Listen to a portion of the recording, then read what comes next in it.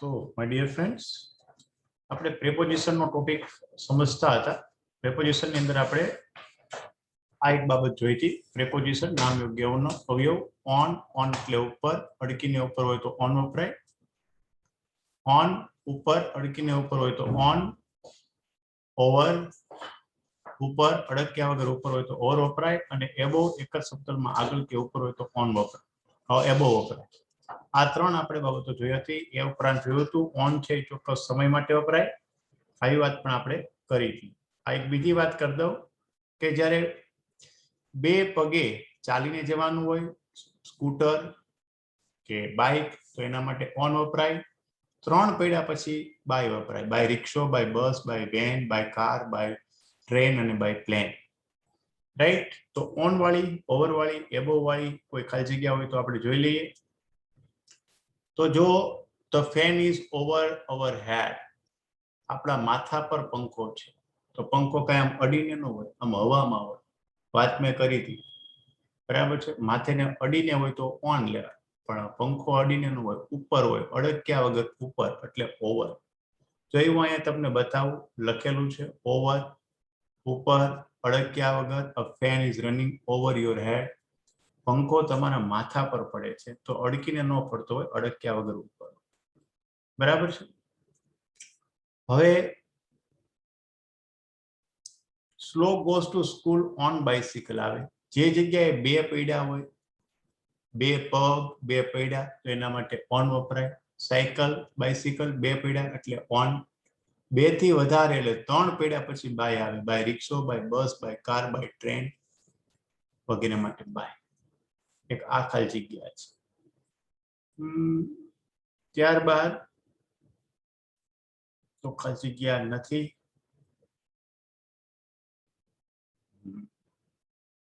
બાકી ખાસ આમાં છે નહીં.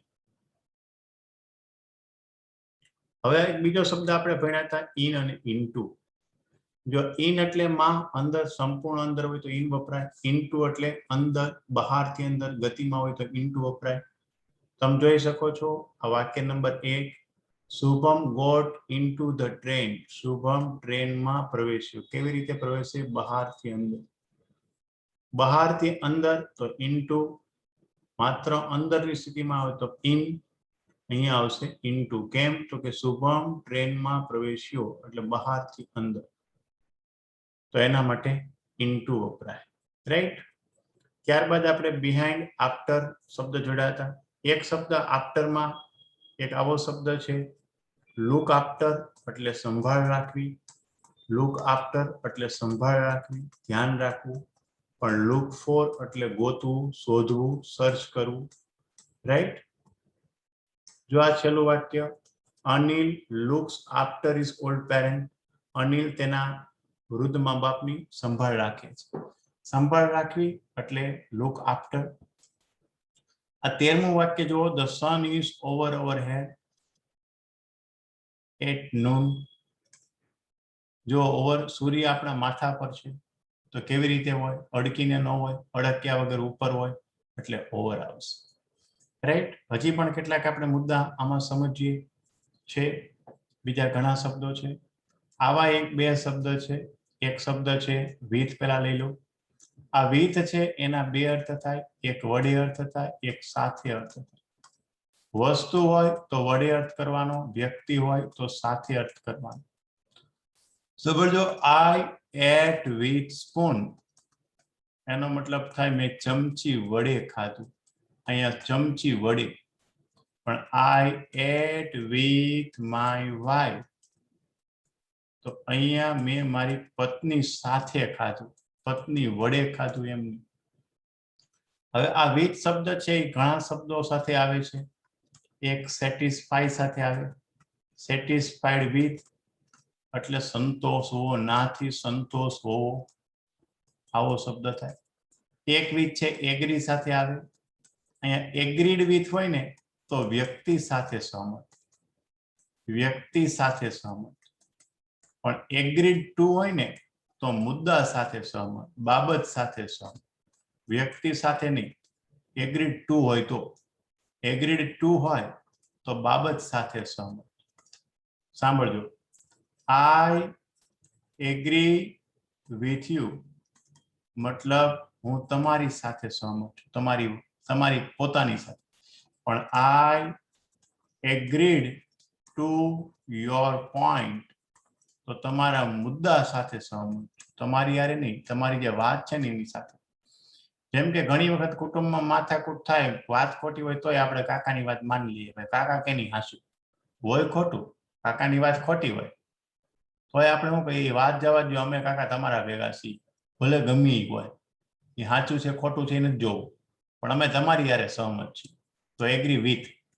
પણ તમારા મુદ્દા સાથે પડોશીમાં માથાકૂટ થઈ હોય, 2-4 મકાન દૂર બે વ્યક્તિ યારે માથાકૂટ થઈ હોય, બીજા બે અલગ વ્યક્તિ, તો એમાં આપણે પોઈન્ટ સાથે સહમત થઈએ, તો વ્યક્તિની તમારા મુદ્દા સાથે સહમત છીએ જો, એવું આ 15મું વાક્ય છે. The principal did not agree to the student suggestion. Acharya વિદ્યાર્થીના સૂચન સાથે સહમત નથી. જુઓ અહીંયા એગ્રી ટુ, અહીંયા સૂચન છે હે ને, વિદ્યાર્થી જે સૂચન આપ્યું એનાથી સહમત નથી. પણ તમે જુઓ, માનવી is satisfied with what she has, જે એની પાસે છે એનાથી સહમત છે. પણ તમે 8મું વાક્ય જુઓ તો 8મા વાક્યમાં we agree with you, હું તમારી સાથે સહમત છું, સાથે સહમત હોવું એટલે એગ્રી ટુ યુ. હવે આવો એક બીજો શબ્દ છે અને એ શબ્દ છે ફોર. ફોર એટલે માટે. દાખલા તરીકે માય અંકલ બોટ એટલે ખરીદ્યા this toy for my child. મારા કાકાએ આ રમકડું મારા બાળક માટે ખરીદ્યું. તો ફોર એટલે માટે. પણ એક ફોર બીજો પણ આવે, એ છે સિન્સ અને ફોર. તમને ખ્યાલ છે ઇંગ્લિશમાં આવું આવે, સિન્સ પછી શું આવે, પોઈન્ટ ઓફ ટાઈમ, અને ફોર પછી શું આવે તો કે span of time. Point of time અને સ્પાન ઓફ ટાઈમમાં શું ફેર તો કે પોઈન્ટ આપે, સમયનો બિંદુ આપે. દાખલા તરીકે I have been waiting since morning. હું સવારથી રાહ જોઉં છું, તો આમાં પોઈન્ટ ઓફ ટાઈમ આવ્યો. પણ I have been waiting for 3 hours, 3 કલાકથી રાહ જોઉં છું, આમાં સમયગાળો આવ્યો. રાઈટ. હજી એક વાક્ય લખીએ, my father has been serving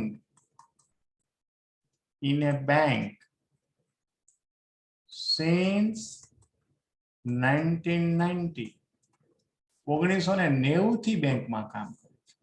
અને જો my father has been serving in a bank for 30 years. 30 વર્ષથી કામ કરે છે. તો આ સ્પાન ઓફ ટાઈમ. આપણી પાસે એવા બે વાક્ય છે. જો I haven't met her for a week, અઠવાડિયાથી નથી મળ્યું, રાઈટ. પણ તમે 10મું વાક્ય જુઓ, Parth has been living in Visnagar since 2008. જો આ પોઈન્ટ ઓફ ટાઈમ 2008 થી રહે છે, રાઈટ. તો આ રીતે. હવે આવો જ એક શબ્દ છે, એ શબ્દ છે ફ્રોમ. ફ્રોમ એટલે થી. સાંભળજો, he came from Bombay, તે બોમ્બે થી આવ્યું. they came from the market, તેઓ બજારેથી આવ્યા. આ ફ્રોમ છે ને એ એક આ શબ્દ સાથે બહુ અનુકૂળ છે. સફરિંગ ફ્રોમ એટલે થી પીડાવું. સફરિંગ ફ્રોમ એટલે થી પીડાવું. જો એવો એક શબ્દ છે. JP sir is suffering from cancer. આપણા જેપી ની, જિગ્નેશ પ્રસાદ નહીં. JP sir is suffering from cancer. JP sir cancer થી પીડાઈ રહ્યા છે. Ravi write with a black pen. આ વિથ શબ્દ આપણે જોયો, બ્લેક પેન વડે લખે છે. પેન એ વસ્તુ નથી, પેન એ વસ્તુ છે, વ્યક્તિ નથી. વ્યક્તિ હોય તો સાથે અર્થ થાય, વસ્તુ હોય તો વડે અર્થ થાય. રવિ બ્લેક પેન વડે લખે છે. Ravi write with a black pen. આ ડાયડ છે એના પછી ઓફ આવે, ડાયડ ઓફ એડ્સ, એડ્સ થી મૃત્યુ પામવું. સુમન ઇઝ ગુડ પછી એટ આવે, ગુડ એટ. સાંભળી લેજો આ એટ નો નિયમ. ગુડ એટ એટલે સારું હોવું, માં નિષ્ણાંત હોવું. He is good at English language. આ રીતે ગુડ એટ એટલે માં નિષ્ણાંત હોવું, સારું હોવું. સાંભળજો, એટ એટ એ ચોક્કસ સ્થળ સમય બતાવે. એટ એ ચોક્કસ સ્થળ અને સમય બતાવે. એટલું જ નહીં, નાનું ટાઉન હોય ને, નાનું ગામ, તો એટ વપરાય. મોટો જિલ્લો હોય ને તો ઇન વપરાય. સાંભળજો, I live in Surat, I live in Surat, પણ હી lives at રામગઢ અથવા રામપુર. જુઓ, નાનું ગામ તો એટ, મોટું સ્થળ તો ઇન, નાના તો એટ, મોટું તો ઇન. જો એવું એક વાક્ય છે, જો લચા Goswami lives at Jitodiya, a small village of Anand district. નાનું સ્થળ તો એટ, મોટું તો in. We live in Surat, આપણે બોલીએ છીએ, આપણે જોજો ઘણી વખત કહેતા હોય અમે સુરતમાં રહીએ છીએ, તો વી લીવ ઇન સુરત. નાનું હોય તો એટ બોલવાનું, મોટું હોય તો ઇન બોલવાનું. બરાબર. દાખલા તરીકે Lajja lives at Jitodiya in Anand district. Jitodiya ક્યાં આવ્યું? તો કે આણંદમાં. Lajja lives at Jitodiya in Anand district. તો ડિસ્ટ્રિક્ટ તો ઇન, મોટું ગામ તો ઇન, નાનું સ્થળ તો એટ. રાઈટ. સારું, તો એક આ શબ્દ છે સાતમું બાકી છે. સાંભળી લો, ટુ નો નિયમ. આ ટુ એટલે તે તરફ. ગુજરાતીમાં જે આપણે માત્રો લગાડીએ ને, માત્રો, એટલે ઇંગ્લિશમાં ટુ થાય, ઈ બાજુ. દાખલા તરીકે તેણી બજારે ગઈ. જો આવ્યો રે, રે ગયો. તો સાંભળજો, she went to the market, she went to the market. અમે સ્કૂલે ગયા, અમે સ્કૂલે, જો આવ્યો લે, ગયા. we went to the school. આ રીતે માત્રો લાગે તો ટુ. ફોનમાં વાત કરવાની હોય તો એક છેડાથી બીજા છેડે વાત થાય ફોનમાં, એક બાજુથી બીજી બાજુ, એ તરફ, એટલે ટુ આવે. જુઓ, she talked to his brother, to her brother. તેણીએ તેના ભાઈ સાથે વાત કરી. ટોક ટુ, આ છેડાથી આ છેડા, ફોનમાં પણ. અહીંયા ટુ આવે, listen to vote your teacher in the class. તમારા શિક્ષક જે કહે છે એને સાંભળો. લિસન ટુ, કેમ કે એક તરફથી બીજી તરફ સાંભળવાનું થાય. તો મિત્રો, આ ટાઈપના પ્રેપોઝિશન હોય છે, આ બુક્સમાં પણ જોજો. હવે આના વધારાના છે ને, એ પેરેગ્રાફ જ્યારે હું પેપર સોલ્વ કરાવું ને ત્યારે એના નિયમો બોલતો જઈશ, કહેતો જઈશ. આપણે આ ટોપિકો પતે એટલે પેપર સોલ્વ કરવા છે. પેપર સોલ્વમાં પણ આ બધું આવશે. હવે આજથી મારે સમજાવવાનું છે ઈમેલ ને એ બધું. જો આ ઈમેલ છે, શું લખ્યું છે? Write an email to your friend wishing him a best luck for his or board exam. તમારા મિત્રને ઈમેલ લખો. શેના માટે? બોર્ડ પરીક્ષામાં શુભેચ્છા પાઠવવા માટે. તો આપણે ઈમેલ લખવાનું હોય. હવે છે ને, ઘણા એવું કહે છે કે ઈમેલ નું ફોર્મેટ લખાવી દે એટલે બધામાં લખાઈ જાય. ખરેખર એવું ફોર્મેટ હોતું નથી. બરાબર. તમારે જેવો ઈમેલ હોય ને એ પ્રમાણે ચેન્જ કરવો પડે. જો અત્યારે આમાં શુભેચ્છા પાઠવવાનું લખ્યું છે, પણ હવે ટોપિક ફરી જાય ને તમારા મિત્રના પિતા આ પેન્ડેમિકમાં મૃત્યુ પામ્યા, એને દિલાસો આપતો ઈમેલ લખો, તો એમાં આવું એકેય વાક્ય ન આવે. તમારા મિત્રના પિતા આ પેન્ડેમિક રોગચાળામાં મૃત્યુ પામ્યા છે, માટે એને દિલાસો આપતો ઈમેલ લખો, તો આમાંનું એકેય વાક્ય એમાં બંધ બેસે જ નહીં. રાઈટ. પછી વળી પાછો એવો ઈમેલ આવે કે ભાઈ તમારી બોર્ડની રસીદમાં ભૂલ આવી છે, તો ભૂલ સુધારવા માટે તમે ગુજરાત બોર્ડને ઈમેલ લખો. તો એમાં દિલાસો વાળો એક પણ વાક્ય એમાં ન આવે. એટલે જે મુદ્દો જેમાં લાગુ પડે એ જ મુદ્દો આપણે એમાં લઈ શકાય, બધા ન લઈ શકાય. આ એક મગજમાં ધ્યાન રાખજો. છતાં આપણે જોઈએ છીએ તમારે છે ને આમાં હજી 3 ખાના લખાય. એક ઈમેલ કરનાર, જ્યાં ઈમેલ કરવો છે તે, અને એક સબ્જેક્ટ. આવી રીતે 3 લખાય. બરાબર છે? 3 ખાના તમારે દોરવાના હોય છે. આમાં ફ્રોમ નથી લખ્યું, આપણે ફ્રોમ પણ બનાવી દેવાનું. હવે આ છે ને એને મેલ એડ્રેસ કહેવાય. આવા મેલ એડ્રેસ તમને જાતે બનાવતા આવડે, હાથે બનાવી નાખવાના. કોઈ પણ નામ, દાખલા તરીકે અનિલ વ્યાસ 123 જે લખવું તમને બનાવતા આવડે @gmail.com, જે પ્રકારનું લખતા આવડતું હોય તે રીતે. બરાબર છે? આ બધા નામ તમારી જાતે બનાવવાના. આમાં એડ્રેસનું આવા જ એડ્રેસ હોય એવું ન હોય, કોઈ પણ એક નામ લઈ લેવાનું. દાખલા તરીકે જિગ્નેશ પટેલ 555@yahoo.com. આવું કોઈ પણ ઈમેલ બનાવવાનું. બરાબર છે? તમને ખબર જ હોય છે કે ઈમેલ એડ્રેસ કેવી રીતે હોય. આ તમને બનાવતા આવડે. ઘણી વખત અહીંયા નામ આપેલા હશે, ઈમેલ એડ્રેસ આપેલા હશે. આ ઈમેલ એડ્રેસ વાળો આ ઈમેલ એડ્રેસને લખશે, તો એ ઈમેલ એડ્રેસનો ઉપયોગ કરો. રાઈટ? ફ્રોમ, પહેલી લાઈનમાં ફ્રોમ લખવાનું, બીજી લાઈનમાં ટુ લખવાનું, ત્રીજી લાઈનમાં સબ્જેક્ટ લખવાનું. ડેટ લખવાની હોતી નથી, પણ કેટલાક ડેટ પણ લખે છે. ઈચ્છા હોય તો લખી નાખવી, એમાં કઈ બહુ નવું છે નહીં. અહીંયા શું છે? વિશિસ ફોર બોર્ડ એક્ઝામિનેશન, બોર્ડની પરીક્ષા માટે શુભેચ્છા, આવું લખ્યું. My dear Sejap, I wish you best of luck for your board examination of 12th science. 12 સાયન્સની બોર્ડની પરીક્ષા માટે હું તને શુભેચ્છા પાઠવું છું. શુભેચ્છા વાળામાં આ પહેલી આખું વાક્ય લખી નાખવાનું. કોઈ પણ પ્રકારની શુભેચ્છા હોય પછી અહીંયા ચેન્જ કરતી જવાનું. બોર્ડ એક્ઝામને બદલે ઇનામ મળ્યું, લગ્ન થયા, હગાઈ થઈ, ઇનામ જીતું, સ્પર્ધા જીતી. બરાબર? એ બધામાં શુભેચ્છા માટે આ લખી નાખવાનું. શુભેચ્છા આપણે જનરલી શેના માટે આપતા હોય? તો કોઈ જીતવા માટે, ઇવન બીમારીમાંથી રિકવર થવા માટે, પછી હગાઈ થાય તો, લગ્ન થાય તો, એવી ઘણી બધી મેટરો હોય કે જેમાં આપણે કોંગ્રેચ્યુલેશન કહેતા હોઈએ છીએ.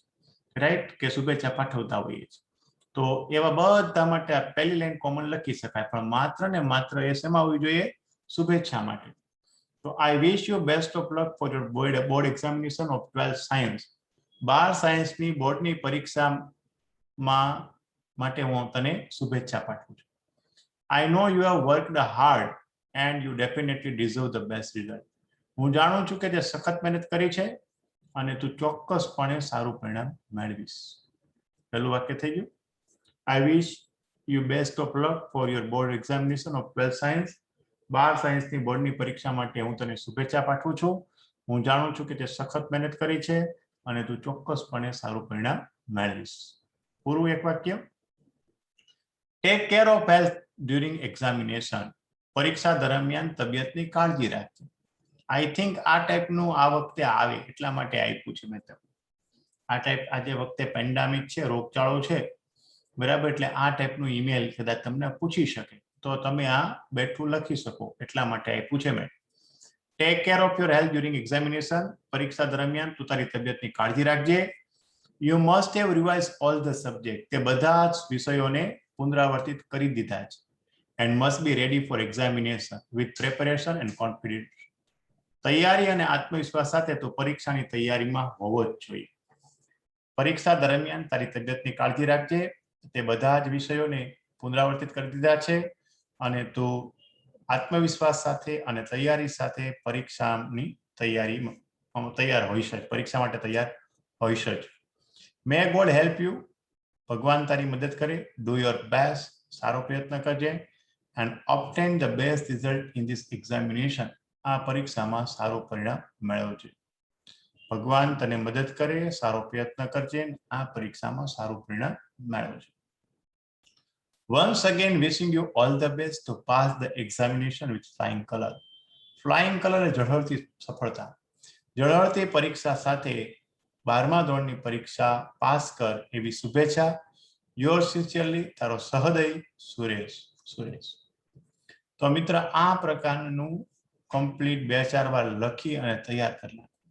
આ શેમાં છે તો કે આ છે બેસ્ટ ઓફ લક નો લેટર, બેસ્ટ ઓફ લક નો ઈમેલ છે. બરાબર, આપણે બેસ્ટ લક કેવા હોય, બેસ્ટ ઓફ લક કોઈને શુભેચ્છા એનો છે. હવે આવી શુભેચ્છા છે એ પરીક્ષા આપ્યા પછી કે પરિણામ મેળવ્યા પછી આવે, એને પણ આપણે શું કહેશું, કોંગ્રેચ્યુલેશન. રાઈટ, બેસ્ટ ઓફ લક જેવી જ એક શુભેચ્છા છે, કોંગ્રેચ્યુલેશન. તો એમાં પણ મોટા ભાગે આ ટાઈપનું સરખું લખવાનું આવતું હોય છે, એમાં થોડા શબ્દો ચેન્જ કરવા પડે. મિત્રો, હવે હું બીજો ઈમેલ તમને કહું છું, અને આવો ઈમેલ આવવાની શક્યતા મારી દ્રષ્ટિએ વધારે છે. શું કરવા? તો કે તમારે જે ઈમેલ આવે છે મોટા ભાગે પ્રોફેશનલ મેટરને ધ્યાનમાં લઈ અને ઈમેલ આવે, વ્યાવસાયિક બાબતોને ધ્યાનમાં લઈ. જો શું છે, write an email to irctc.com for not getting your refund. irctc.com એટલે કોણ? Railway. not getting your refund નથી મળ્યું. Up cancel ticket of second class sleeper from Mumbai to Ahmedabad. Mumbai થી અમદાવાદ સેકન્ડ ક્લાસ સ્લીપરની જે તમે ટિકિટ લીધી હતી એ ટિકિટ કેન્સલ કરાવી, અને કેન્સલ ટિકિટ થયા પછીનું જે તમને રિફંડ મળવું જોઈએ એ મળ્યું નથી. Mention PNR number, date of journey, date of cancellation of ticket and the amount. આ 4 વસ્તુ જે છે અહીંથી માંડીને અહીંયા સુધીની આ 4 વસ્તુ એ તમારે ઈમેલમાં ફરજિયાત લખવાનું હોય છે. અને આ ટાઈપના ઈમેલ છે ને, આને વાસ્તવિક ઈમેલ કહેવાય, વાસ્તવિક ઈમેલ.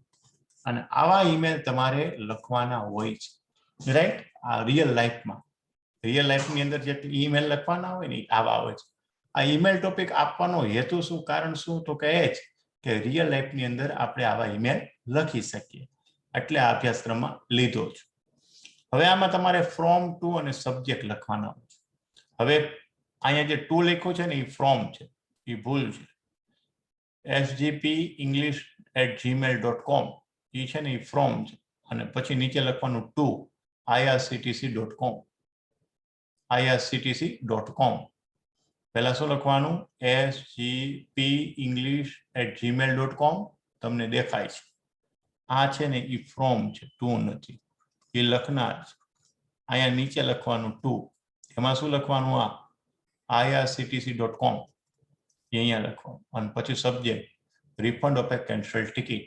આ સાચો ઈમેલ છે. આવું લખવાનું થાય. ઈમેલ આ ટાઈપના જ હોય. તમને ખ્યાલ હોય તો આપણા દેશમાં હજી ઈમેલ પ્રત્યે બહુ બધા જાગૃત નથી, એમાં સરકારી ઓફિસ તો નહીં જ. આપણે જે ઈમેલ પ્રત્યે બહુ જાગૃત નથી. આપણે શું હતું કે રૂબરૂ જવાનું, માથાકૂટ કરવાની, અને આખી પ્રક્રિયામાંથી પાસ થવાનું. કે આપણે ત્યાં બધા માણસો એકબીજા માણસ ખોટો ને ખરાબ જ છે, ચીટિંગ જ કરે છે એવું માની લે છે.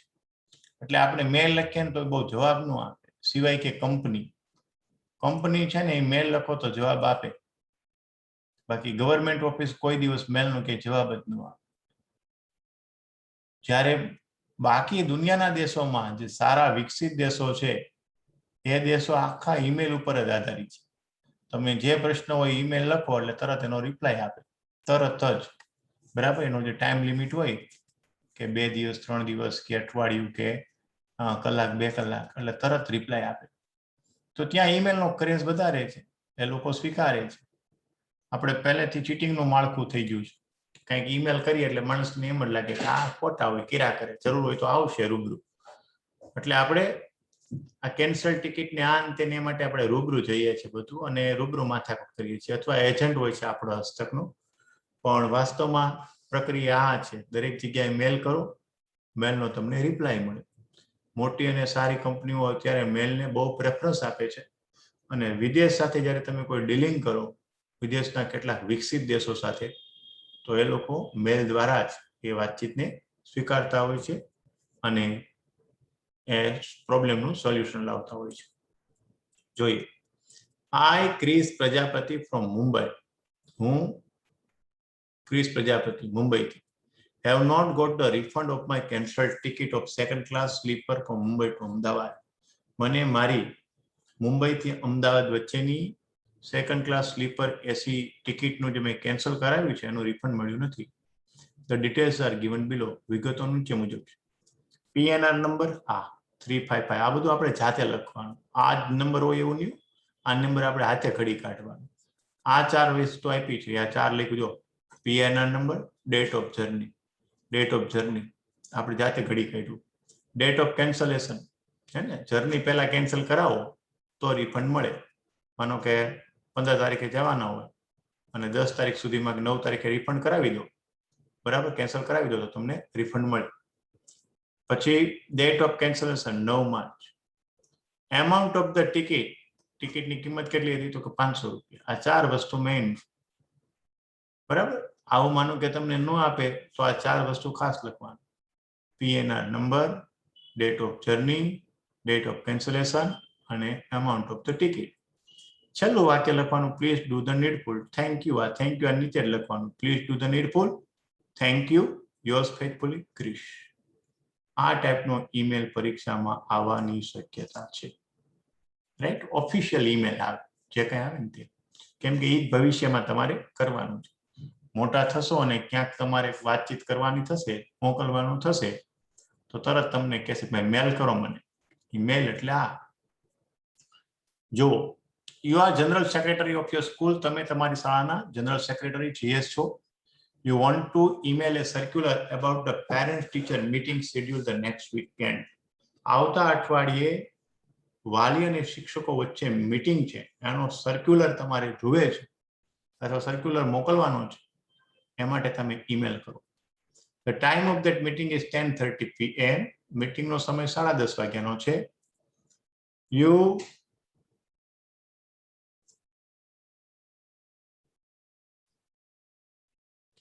You also want each of the class representative to get the same.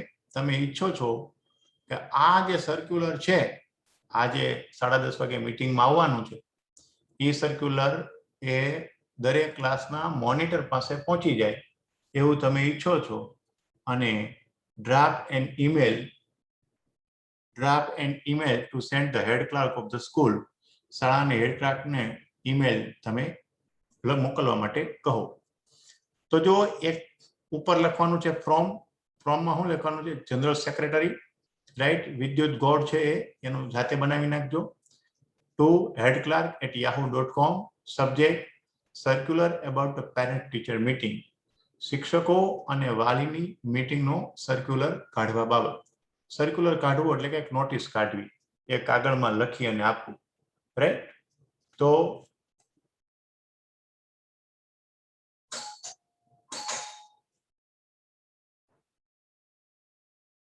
Dear sir, could you send me out a circular about parent-teacher meeting? Parent-teacher meeting no circular કાઢી આપવા બાબત. Could you send out a circular about the parent-teacher meeting? Parent-teacher meeting no circular એટલે એક પ્રકારની notice કાઢી આપવા બાબત. Schedule this meeting at 10:30 AM. કે જે મીટિંગ શનિવારે સવારે 10:30 વાગે શેડ્યુલ થવાની છે, એટલે કે ગોઠવવાની છે, કે ક્રમમાં આવવાની છે. Please make sure all the class representative. એ વાતની ખાતરી કરજો, એ વાતને શ્યોર કરજો કે બધા જ ક્લાસના રિપ્રેઝેન્ટેટિવ એટલે કે મોનિટર પાસે આ કાગળ પહોંચી જાય. The circular by tomorrow afternoon. આવતીકાલે બપોર સુધીમાં બધા જ ક્લાસના મોનિટર પાસે આ કાગળ પહોંચી જાય. થેન્ક્સ, આભાર, રિગાર્ડ, વંદન, વિદ્યુત કૌર. નેક્સ્ટ જોઈ લઈએ આપણે. આ ટાઈપનો ઈમેલ છે એ થોડો ડિટેલમાં અને આવો પણ ઈમેલ લખવાનો થાય. સાંભળો. Write an email apologising for missing a schedule meeting about an important project. અગત્યના પ્રોજેક્ટ પર એક મીટિંગ જે યોજી હતી, શેડ્યુલ મીટિંગ યોજી હતી, એમાં હું ન પહોંચી શક્યો. કારણ શું તે ન પહોંચવાનું? એ માટે માફી માંગતો ઈમેલ લખો. ઘણી વખત આવું બને છે એક કંપની વાળામાં કોઈ બીજો વ્યક્તિ જાય મળવા માટે તો એ ટાઈમ ને ડેટ ને બધું ફિક્સ થઈ ગયું હોય, પણ કોઈક સંજોગોસર કોઈક કારણસર ન પહોંચી શકાય એમ હોય તો પછી માણસ શું કરે? આપણે સામાન્ય રીતે ફોન કરીએ, પણ જે ઉચ્ચ વર્ગના અધિકારી કે ઉચ્ચ વર્ગના મેનેજરો ને સીઈઓ હોય એ મોટા ભાગે ફોન ઉપર મળે જ નહીં, કેમ કે એના ફોન એના પછી સેક્રેટરી અને આસિસ્ટન્ટ જ હેન્ડલ કરતા હોય, એ ફોન ઉપર આવે જ નહીં. તો શું થાય? એને કેમ કોન્ટેક્ટ કરવો? તો એને કોન્ટેક્ટ કરવા માટેનો એક સરળ માર્ગ હોય, એ છે મેલ કરી દેવાનો. એટલે એમના જે સેક્રેટરી કે એમના જે આસિસ્ટન્ટ હોય એ મેલ વારંવાર ચેક કરતા હોય. જેવો મેલનો પોપઅપ આવે, પેલું સાઉન્ડ આવે એટલે નોટિફિકેશન આવે એટલે તરત એ જોઈ લે એટલે તરત એ એમના બોસને કન્વે કરી દે કે આ વ્યક્તિની આટલા વાગે આ જે મીટિંગ હતી જે આ કારણસર આવી શકે એમ નથી. એ જે ક્લાસ 1 ના લોકો જે છે, ઉચ્ચ વર્ગના અધિકારીઓ, કંપનીના સીઈઓ, બરાબર છે, કે એમના કોઈ ઉચ્ચ દરજાના મેનેજર, કે આ ટાઈપના ઈમેલ એકબીજાને અંદરો અંદર લખતા જ હોય છે. ભલે ડિટેલમાં ન લખે, ટૂંકમાં લખે. અહીંયા આપણે થોડું ડિટેલમાં છે. રિયલ લાઈફમાં ઈમેલ છે ને બહુ ટૂંકમાં લખવાનો હોય છે. આ કદાચ તમને ખબર હશે, હવે તમને મેલ કરતા આવડી ગયું છે. દાખલા તરીકે અમારે પણ ઝેરોક્સ સેન્ટર ઉપર ઝેરોક્સ કોપી મોકલવાની હોય ને તો પીડીએફ અમે મેલ કરી દઈએ અને પછી એક આંકડો છે લખી નાખીએ 100 કોપી કે 200 કોપી, બરાબર, બેક ટુ બેક અથવા બોથ સાઈડ, એટલે એ સમજાઈ જાય. રિયલ લાઈફમાં છે ને મેલ બહુ ટૂંકા વર્ષમાં લખવાનો હોય છે રિયલ લાઈફ. આમ છતાં કેટલીક વાર ડિટેલમાં લખવો પડે, વિગતવાર વિસ્તારપૂર્વક આપણો પ્રશ્ન બતાવવો પડે. રાજ અંટાળા રેઝ હિઝ હેન્ડ. અંટાળાને કઈ પ્રશ્ન છે, હાથ ઊંચો કરે છે. તો કેવી રીતે આપણે ઈમેલ કરી શકીએ એ આપણે જોઈએ અહીંયા. તો christina@yahoo.com આવા બે કોઈ પણ એડ્રેસ કરવાના. એડ્રેસ બાબતમાં હું બહુ નથી કહી શકતો, કેમ કે ફ્રોમ અને ટુ આ એડ્રેસ મનમાની પ્રમાણે હોય આપણી, કેમ કે હજી તમે વિદ્યાર્થી છો, આ કાંઈ ફાઇનલ નથી. તમારે તમારું ઈમેલ એડ્રેસ લખવાનું નથી. પરીક્ષામાં ગમે એવું બનાવજો નવું, પણ એક વ્યાજબી બનાવજો. ફ્રોમ અને ટુ નું સાવ નકામું ઈમેલ નહીં, પણ એક કહેવાય કે આ ટાઈપનું ઈમેલ એડ્રેસ હોય એવું બનાવવાનું. ફ્રોમ અને ટુમાં બંનેમાં જો આપ્યું ન હોય તો, મોટા ભાગે આપશે, કદાચ નહીં આપે તો આપણે ફ્રોમ અને ટુ આ બંને બનાવવાનું. કેવી રીતે બનાવવાના એ મેં તમને કહી દીધું. કોઈ પણ નામ લખી લ્યો, દાખલા તરીકે યશ પટેલ 222@yahoo.com આવું.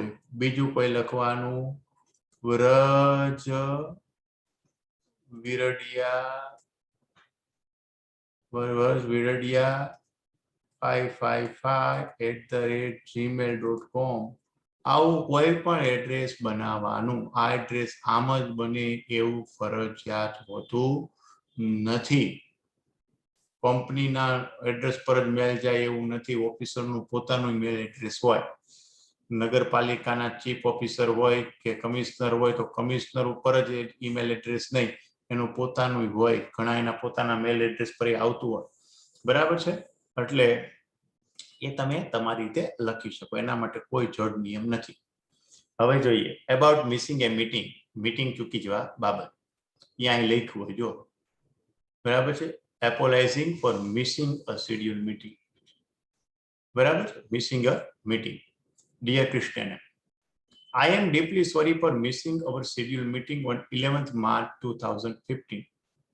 2015 માર્ચના રોજ આપણે નક્કી થયેલી મીટિંગ ચૂકી જવા માટે હું ખૂબ દિલગીર છું. મીટિંગ શેની હતી?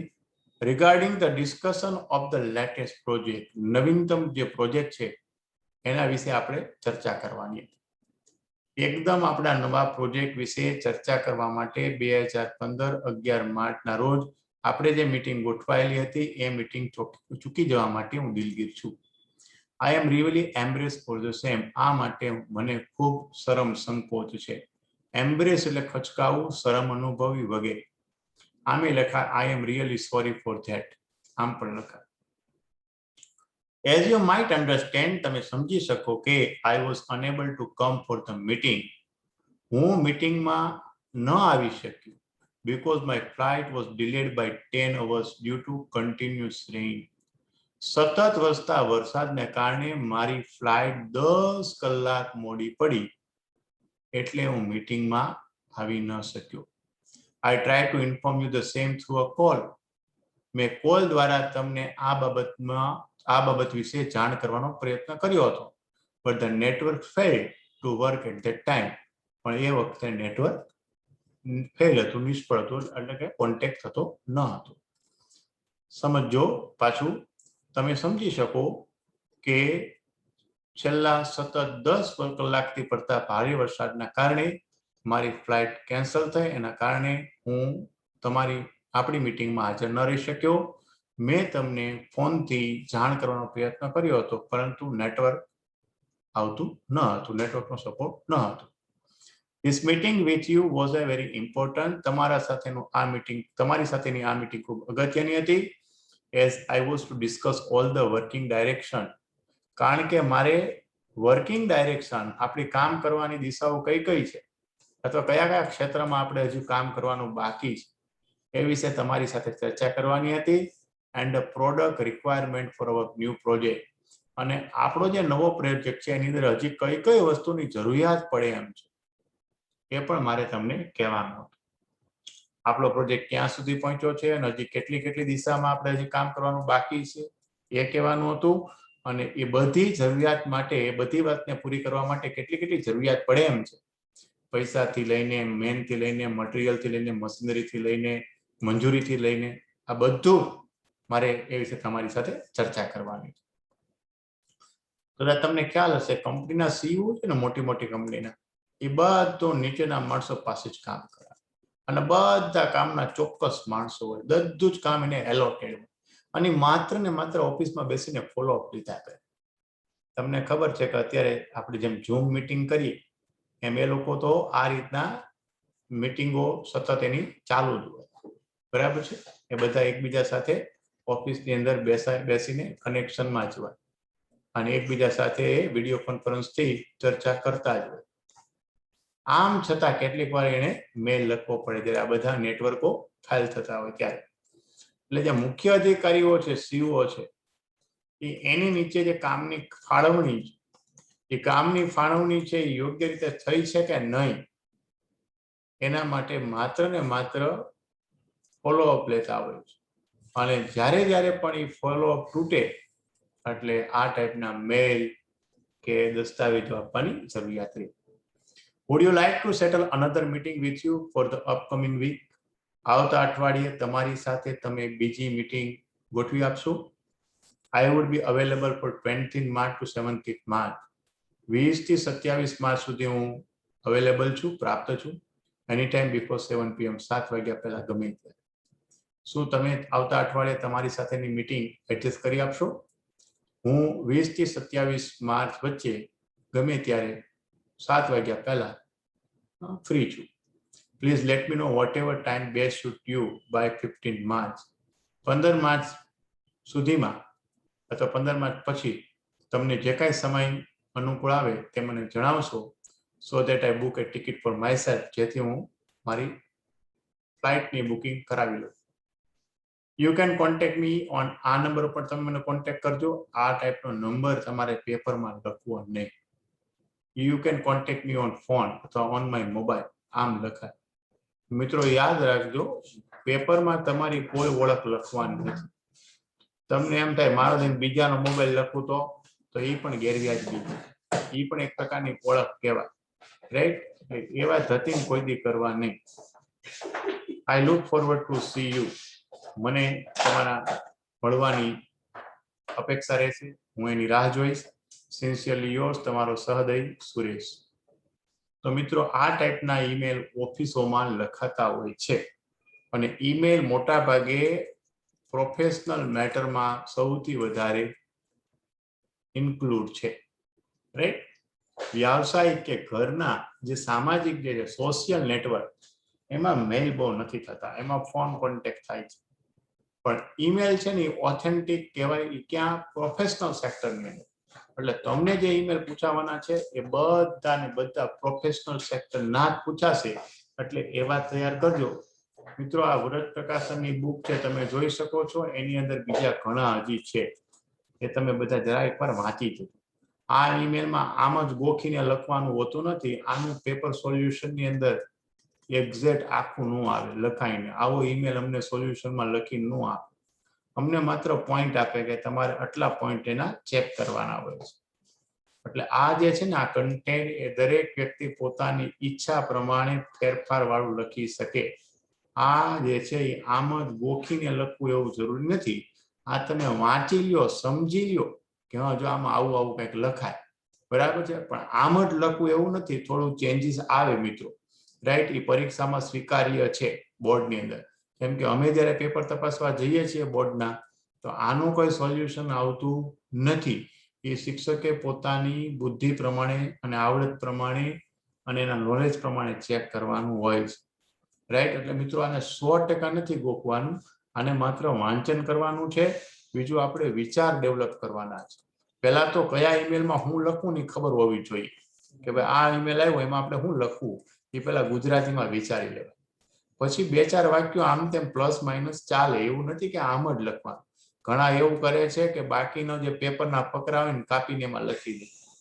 એવું નહીં કરો. કન્ટેન્ટ વધારવાની જરૂરિયાત નથી, કઈ 2 પાના ભરવા એવું કોઈ નિયમ નથી. પણ જે આનો જે મુદ્દો હોય એને ધ્યાનમાં રાખી અને એકદમ સાદી સરળ ભાષામાં લખવાનું હોય. કેટલાક ક્રિયાપદો તમને ન આવડે એવું બને, તમારે જે ગુજરાતી વિચારતા હોય ને એવું ન આવડે, તો એના બદલે ક્રિયાપદ ફેરવી નાખવાનું, એનું એ વાક્ય ફેરવી નાખવાનું, સાદું વાક્ય લેવાનું, પણ લખવાનું પોઈન્ટને રિલેટેડ જ. આમાં આટલું લખો તો આટલા માર્ક મળે, આટલું લખો તો આટલા માર્ક કપાઈ જાય, આમ લખવાનું તેમ લખવાનું, એવા કોઈ વિશિષ્ટ નિયમો આના છે નહીં. કન્ટેન્ટ આ જે પ્રશ્ન હોય એને અનુરૂપ હોવું જોઈએ. બસ આ જ એનો સાચો જવાબ છે. ઓકે. આમ છતાં તમારી પાસે અમુક કોમન લીટીઓ હોય છે, અમુક કોમન લીટી લખી નાખીને બધામાં, એવું મારી પાસે છે કે હું આ બધું પતે પછી તમને બતાવીશ કે જો આવું તમે કોમન લીટી આમાં લખી શકો. પણ એ ફરજિયાત ન કહેવાય. મારી દ્રષ્ટિએ બહુ વ્યાજબી પદ્ધતિ નથી, હે ને. કેમ કે એમાં શું આવે તો કે શુભેચ્છાનો આવે, એક કોન્સોલેશન દિલાસાનો ઈમેલ આ લખેલો આવે, અને એક કદાચ આવી કમ્પ્લેન નો આપે. પણ એનાથી આવ નવો જ મુદ્દો આવ્યો તો એમાં એકેય કામ ન આવે. એટલે તમારું ગોખેલું બધું પાણી ફરી જાય. માટે આ રીતે થોડુંક વાંચી વિચારીને વિચાર ડેવલપ કરીને કરો એ વધારે યોગ્ય છે. તો ઓકે મિત્રો, તમારો હવે ટાઈમ પૂરો થઈ ગયો. Thank you. આભાર. અસ્તુ. Keep learning, keep educating, because education is life itself. Thank you.